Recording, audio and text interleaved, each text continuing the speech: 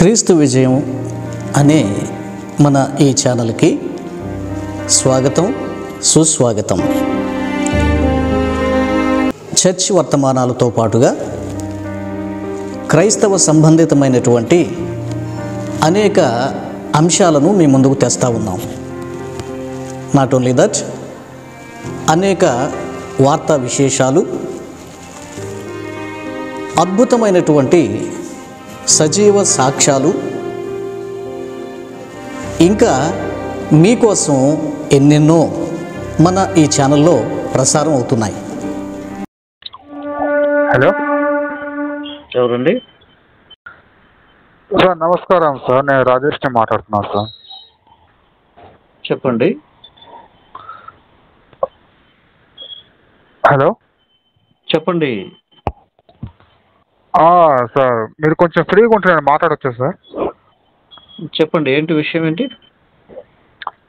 విషయం ఏం లేదు సార్. మరి ఇది కొన్ని స్టూడియో వాళ్ళు అలా హిందూస్ని, అంటే రాధా మనోహర్ దాస్ని కానివ్వండి, లేదా కేడిఆర్ని కానివ్వండి, ఇలా కొన్ని పిలిచేసి వాళ్ళని క్రైస్తవానికి వ్యతిరేకంగా మాట్లాడుతున్నారు కదా సార్ స్టూడియోలలో. అవునండి. మరి అలా మాట్లాడుతున్నప్పుడు మరి వాళ్ళు మీ క్రైస్తవుల్ని ఎందుకు పిలవట్లేదు సార్ స్టూడియోలోకి?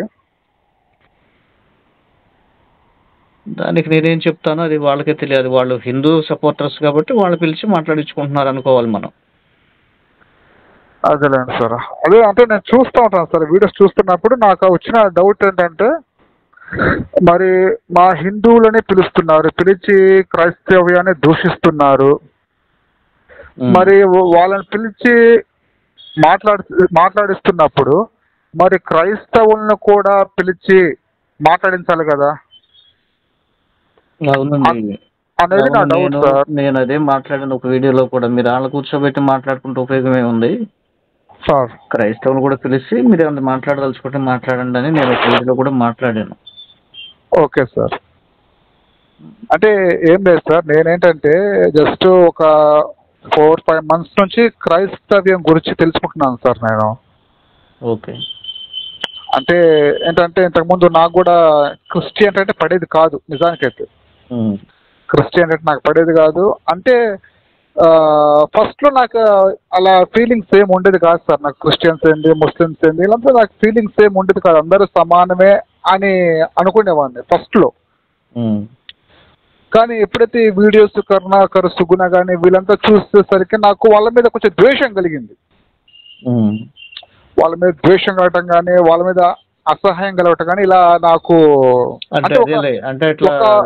ఉగ్రవాదాన్ని, అదే క్రైస్తవ్యాన్ని ఇట్లా విమర్శ చేయటం, దూషించటం అన్నది నీకు నచ్చలేదు? అలానే కాదు సార్. అవును, వాళ్ళ అనేది నచ్చలేదు. అంటే ఫస్ట్ ఆఫ్ ఆల్ ఏంటంటే, ముస్లిమ్స్ ఉన్నారు, క్రిస్టియన్స్ కూడా నాకు ఫ్రెండ్స్ ఉన్నారు సార్. నాకు కాలేజ్లో కానీ ఇంటి దగ్గర ఉన్నారు. ఫస్ట్ వాళ్ళతో బాగానే ఉండేవాడిని. తర్వాత ఎప్పుడైతే ఈ వీళ్ళు కరుణాకర్ గారు కానివ్వండి, కేడిఆర్ కానివ్వండి, ఆ గోపి కానివ్వండి, రాధా మనోహర్ దాస్ చెప్పే మాటలకి నా మైండ్ డైవర్ట్ అయిపోయింది. అదే డైవర్ట్ అయిందంటే ఏంటి? అది వాళ్ళు చెప్పేది మంచిదేనా, మంచిది కాదనిపించిందా మీకు? అంటే ఫస్ట్ నాకు మంచి అనిపించింది సార్. నాకు ఫస్ట్ లో అది వాళ్ళు చేస్తున్న తప్పని మీకు అనిపిస్తుంది? అవునవును. ఫస్ట్ నాకు వాళ్ళు చెప్పింది కరెక్టే నాకు అనిపించింది.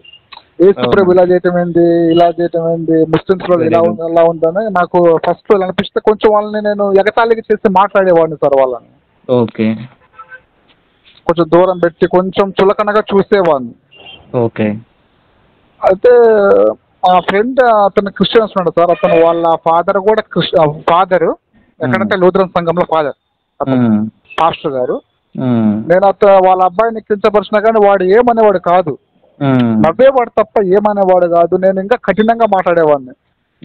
అరే మీ దేవుడే పాపాన్ని చేసేవాడు కదా, మీ దేవుడే పాపాన్ని ప్రోత్సహించేవాడు కదా, చూడరా కరుణాకర్ చెప్పాడు, అసలు మీకు ఏం తెలియదురా, మీకు బైబుల్ అని. యాక్చువల్లీ నేను చదివేవాడిని కాదు, వాళ్ళు చెప్తుంటే వినేవాడిని సార్. నేను బైబుల్ చదవలేదు, అలాగని మా పుస్తకాలు కూడా నేను చదవలేదు. వాళ్ళు ఇలా ఉందంటే అది నమ్మేవాడిని. కానీ ఇక్కడ ఆ ఒకటి అబ్బాయి రాజేష్ గారు, నేను ఒక మాట చెప్తాను. రాజేష్ కదా మీ పేరు? అవును సార్, అవును సార్. మీరు ఏ ఊరు?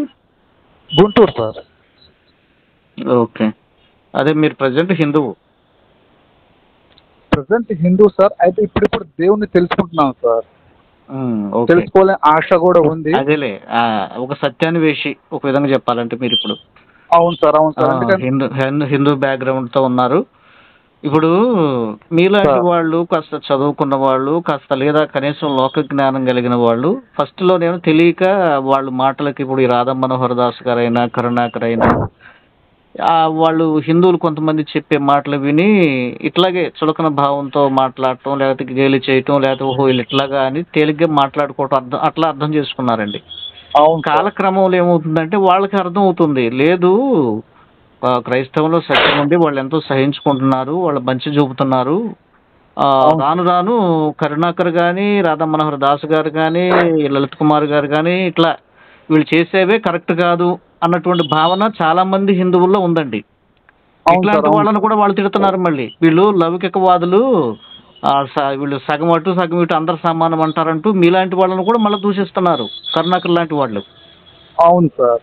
సో కాబట్టి మేమేమంటామంటే, బాబు హిందూ సోదరులు మంచివారు స్వతహాగా, వాళ్ళు ఎవరి జోలికి రారు, ఏదో కొంతమంది మీలాంటి మతోన్మాదులు మాత్రమే ఇట్లా క్రైస్తవాన్ని దూషిస్తూ ఉంటారు అని చెప్పేసి మాట్లాడతామండి. ఇందులో మీకు నేను ఒక టాస్క్ లాంటిది ఇస్తున్నానండి. మీరు సెర్చ్ చేసుకోండి, లేకపోతే మీరు వెతుకులాడండి, లేకపోతే దాన్ని మీరు సాధించండి. ఏంటంటే బైబిల్ గ్రంథంలో వీళ్ళు ఎన్ని మాటలు మాట్లాడినా లేవండి, లేకపోతే ఏదో బైబిల్లోనండి వాయు వరుసలు లేవండి, లేకపోతే తప్పు చేశారండి, లోతు కుమార్తె, లేకపోతే యోధ కోడలతో తప్పు చేశాడండి, దావీదు కుమారు బత్షెబతో రాజు తప్పు చేశాడండి, ఇట్లాగా లేకపోతే అన్న చెల్లెలు తప్పు చేశారండి, ఇట్లాగా కొన్ని విషయాలు వీళ్ళు చెప్పుకుంటూ వస్తారండి. నేను మీకు ఇచ్చేటువంటి ఒక ప్రేమపూర్వక ఛాలెంజ్ ఏంటంటే, ఇలాగా మనుషులు చేశారు కాబట్టి ఇలా చెయ్యొద్దు అని దేవుడు వ్రాయించాడు దాంట్లో. అయితే దేవుళ్ళు ఎక్కడ? మన బైబిల్ గ్రంథంలో దేవుడు ఒక్కడే, దేవతలు ఉన్నారు, ఏంజిల్స్ ఉన్నాయి.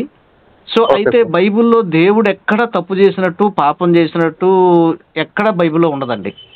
ఇకపోతే హిందూ గ్రంథాల్లో, హైందవ గ్రంథాల్లో ఇక ఈవెన్ ఎవరన్నా కానివ్వండి, నేను ఒక పేరు పెట్టను, వాళ్ళంతా కూడా తప్పు చేసినట్టుగా, పెళ్లిళ్ళు చేసుకున్నట్టుగా, కొట్టుకున్నట్టుగా, యుద్ధం చేసుకున్నట్టుగా, కుట్రలు పన్నినట్టుగా, వ్యభిచరించినట్లుగా, మోసాలు చేసినట్లుగా, సంసారం చేసినట్లుగా, ఇక వాళ్ళ ఇష్టానుసారంగా బ్రతికినట్లుగా ఉంటది హిందూ విధానంలో. మీరు ఏ గ్రంథం జోలికైనా వెళ్ళండి, ఎక్కడికైనా వెళ్ళండి. ఇదొకటి. రెండవది, బైబిల్ గ్రంథాన్ని అనుసరించే వారిని క్రైస్తవులు అని పిలుస్తారు. క్రైస్తవులు అనే మాట బైబిల్లో ఉంది, అపోస్తల కార్యంలో. అయితే హిందువులు అన్న మాట హిందూ ఏ గ్రంథాల్లోనూ లేదు. ఉపనిషత్తుల్లో కానివ్వండి, పురాణాల్లో కానివ్వండి, ఇతిహాసాల్లో కానివ్వండి, భారతంలో కానివ్వండి, భాగవతంలో కానివ్వండి, రామాయణంలో కానివ్వండి, ఎక్కడైనా హిందువు అన్న మాట ఉంటే నాకు చూపించండి.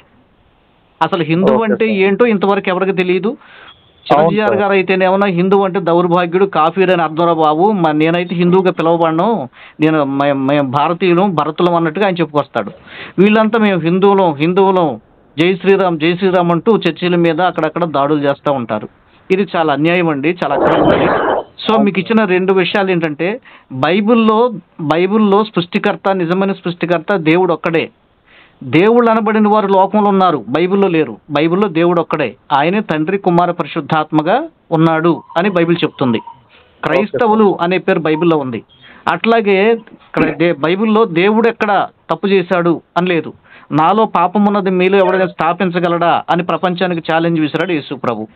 అలాగా మీ హిందూ గ్రంథాల్లో ఎక్కడా లేదు. వాళ్ళంతా పాపం చేశారు, పెళ్లిళ్ళు చేసుకున్నారు, మాయ వేషం వేసుకుని ఒకటి భార్య దగ్గరకు ఒకటి వెళ్ళినట్లుగా, ఋషుల దగ్గరికి వెళ్ళినట్లుగా, వాళ్ళు చెప్పించినట్లుగా, ఏమండి రకరకాలైనటువంటి కథలు వాటిలో ఉంటాయి.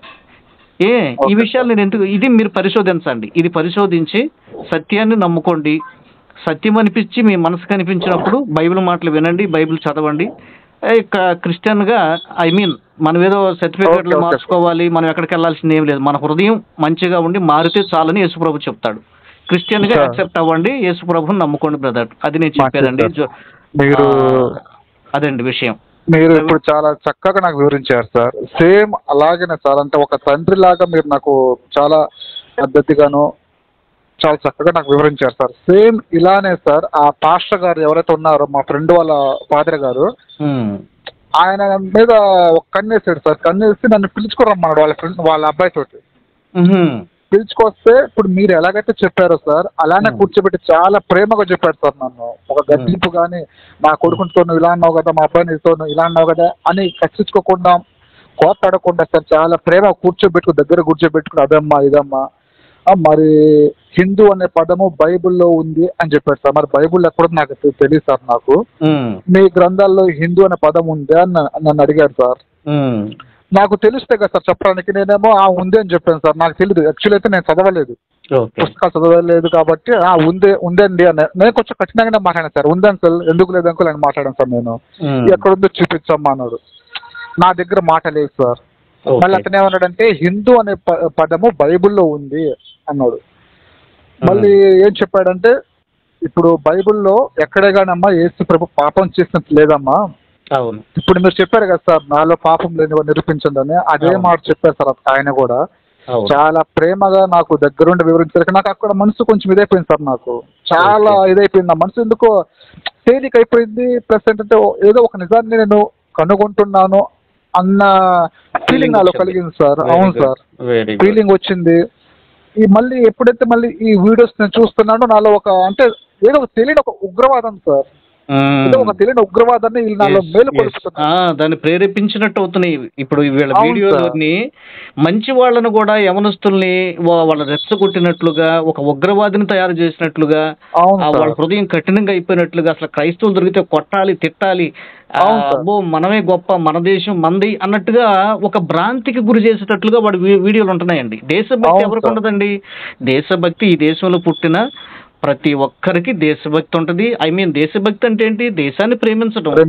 దేశాన్ని మనం ప్రేమిస్తాము, మనం ఇక్కడ పుట్టాము, ఇక్కడే చచ్చిపోతాం.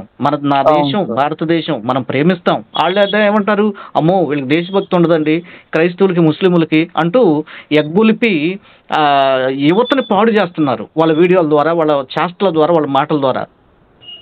సో కాబట్టి మీలాంటి వాళ్ళు చాలా మంది గ్రహించుకొని సైలెంట్ అయిపోతున్నారు. ఒకవేళ క్రైస్తవ్యంలోకి రాకపోయినా పర్వాలేదండి, వాళ్ళ పని వాళ్ళు చేసుకునివ్వండి అన్నట్లుగా చాలా మంది సెక్యులరిజం అంటారు దీన్ని. అంటే సెక్యులర్గా సరే అన్నీ సమానమే, అంతా ఒకటే, మానవత్వం ముఖ్యం అన్నట్లుగా ఆ భావనలో కొనసాగుతున్నారు. కొంతమంది గిట్టన వాళ్ళు ఏం చేస్తున్నారండి, హిందూ ధర్మం అంటారు కాసేపు, హిందూ మతం అంటారు కాసేపు, హిందుత్వం అనేది జీవన విధానం అంటారు. అసలు హిందుత్వానికి అర్థమే ఎక్కడా లేదు, ఏ గ్రంథంలో లేదు. ఇది వాస్తవం అండి. కోర్టులో కూడా ఎక్కిన సందర్భం దీని మీద, కోర్టులో కూడా దీని మీద హిందుత్వం అనే దానికి నిర్వచనం లేదని తేల్చారు. అదే మా విషయము. సరే మంచిది. నీలాంటి వాళ్ళు ఇంకా అనేక మంది చక్కగా సత్యాన్ని తెలుసుకోవాలి, సత్యాన్ని గ్రహించుకోవాలి. వాస్తవంగా యేసు ప్రభు దేవుడు, ఆయన సృష్టికర్త, మనల్ని ప్రేమించి ఈ లోకంలోకి వచ్చి పరిశుద్ధంగా జీవించి, పరిశుద్ధంగా వివాహం లేకుండానే, జన్మకర్మ పాపం లేకుండా తన రక్తాన్ని చిందించాడు మనందరి కోసం, ఎవరు నమ్మినా నమ్మకపోయినా. ఆయన లోక కళ్యాణం జరిగించాడు. తర్వాత మరలా తిరిగి లేచి సజీవుడై అందరూ చూస్తుండగా ఆకాశానికి ఎక్కి వెళ్ళాడు. ఇంతకంటే గొప్ప నిదర్శనం ఏం కావాలి? కనుకనే ఈరోజు భారతదేశంలో చాలా మంది కులము, మతము, ప్రాంతం భేదం లేకుండా యేసు ప్రభువుని నమ్ముకుని మంచిగా భక్తిగా బ్రతుకుతున్నారు. ఇదివరకు దొంగలుగా ఉండేవాళ్ళు, త్రాగుబోతులుగా ఉండేవాళ్ళు, మోసగాలుగా ఉండేవాళ్ళు అంతా మారి మంచి వాళ్ళకు బ్రతుకుతున్నారు. ఇది భక్తి అంటే, ఇది మంచి మార్గం అంటే. యేసు ప్రభు మంచి మార్గం, మతం కాదు. మీరు కూడా విశ్వాసం ఉంచండి, ఫ్యామిలీ పరంగా మీరు కూడా నమ్ముకోండి, చక్కగా దేవుళ్ళో ఉండండి బ్రదర్. మీ పేరు ఇంకొకసారి చెప్పండి, నేను మళ్ళీ మర్చిపోయాను. నా పేరు రాజేష్ సార్. రాజేష్ గారు, మీరు చాలా చిన్నవాడు ఉంటావు. మ్యారేజ్ అయిందా నీకు? మ్యారేజ్ అయిపోయింది సార్, అంటే ఇంకా పిల్లలు లేరు సార్ మరి. ఓకే. జాబ్ చేస్తున్నావా, ఏదన్నా ట్రై చేస్తున్నావా? ప్రస్తుతానికి సార్ నేను ఇది సెక్యూరిటీగా చేస్తున్నాను సార్. అంటే మ్యారేజ్ అయ్యి కూడా 2 years అవుతుంది. 2 years అవుతుంది సార్. యాక్చువల్లీ ఏంటంటే సార్, నేను కొంచెం డిఫరెన్స్ కనుగొన్నది ఏంటంటే సార్, నేను వీళ్ళు రాధా మనోహర్ దాస్ కానీ ఇంకా మిగతా వాళ్ళు ఎవరుతున్నారు వాళ్ళు క్రైస్తవ్యాన్ని పచ్చి బూతులు తిడుతున్నారు సార్. అవునండి. కానీ ఎక్కడే కానీ మళ్ళీ నేను గమనించింది అయితే ఎక్కడే కానీ ఏ క్రైస్తవుడు కానీ వాళ్ళని తిట్టినట్టు లేదు సార్. చాలా గుడ్ పాయింట్. ఇది నాకు చాలా బాగుంది సార్, ఇది నాకు చాలా నచ్చింది సార్. నాకు అనిపించింది వీడియోలు కూడా చూడండి, వీళ్ళు ఏదో కొట్టబోతా ఉంటారు, తిట్టబోతా ఉంటారు, దాడి చేస్తా ఉంటారు. ఎక్కడైనా క్రైస్తవులు పని చేశారా? ఎక్కడ క్రైస్తవులు చేయరు. అవును సార్, అదే సార్ నేను చూసాను, అదే చూసి అనుకున్నాను ఇదే కదా మరి నిజమైన ప్రేమ సార్. మరి నిజంగానే మరి మా దేవుళ్ళే కానీ ఉంటే ఈ రకంగా ఎందుకు తిడుతున్నారు మరి వీళ్ళు? నువ్వు ప్రేమగా చెప్పాలి కదా, ఏదన్నా ఒకరు చెప్పాల్సి నువ్వు ప్రేమగా చెప్పాలి. కానీ ఈ క్రైస్తవులు మాత్రం కొట్టించుకున్నా కూడా ప్రేమనే చూపిస్తున్నారు అని నాకు మనసు కదిలించింది సార్. నాకు కొన్ని వీడియోస్ కాడ కానివ్వండి లేదా తిట్టినప్పుడు కానివ్వండి, అంటే మా హిందువులు క్రైస్తవులు తిట్టినప్పుడు కానీ మరి ఇతర ఏ క్రైస్తవుడు కానీ వాళ్ళని తిట్టలేదు సార్. ఇంకా వారి గురించి ప్రార్థించే వాళ్ళని చూసా కానీ వాళ్ళని తిట్టినట్టు నేనైతే చూడలేదు సార్. అది ఒక్కటి నాకు చాలా బాగా అనిపిస్తుంది. నాకు అనిపించింది నిజమే యేసు ప్రభు వారే ఆయనే నిజమైన దేవుడు అని నా మనసులో కూడా సార్. అది చూసారా, మరి మనిషి క్రియలను మీరు ఆలోచించినప్పుడు, మీరు మంచి భావనతో ఆలోచించినప్పుడు మీకు సత్యం అర్థమవుతుంది. అవును సార్. అది వాళ్ళు ఏంటంటే ఒక గర్వ హృదయంతో ఉండి హృదయాన్ని కఠినపరుచుకొని మా మతం తగ్గిపోతుంది, క్రైస్తవులు సువార్త చేస్తున్నారని వాళ్ళు కొంతమందే, మళ్ళీ అందరూ కాదు, కొంతమంది అట్లా కుట్రపూరితంగా చేస్తున్నారండి. సరే, ఏదో అంటారు కదా, సత్యమే జయతే అనేది ఒక మాట ఉంటుంది. అట్లాగే ఎప్పటికైనా సరే సత్యం అనేది గెలుస్తుంది. కాబట్టే ప్రపంచవ్యాప్తంగా క్రైస్తవ్యాన్ని డామినేట్ చేసింది ఇంతవరకు ఏమీ లేదు. క్రైస్తవ్యం ప్రపంచవ్యాప్తంగా ఇంచుమించుగా ఇప్పుడు ఒక 800 కోట్ల మంది ప్రజలుంటే ఆల్మోస్ట్ ఒక 600 కోట్ల మంది క్రైస్తవులే ఉన్నారు. అవును సార్. అది ఎందుకంటే అందులో సత్యం ఉంది. థ్యాంక్ యూ అమ్మా. సరే, రైట్, మాట్లాడుకుందాం. God bless you.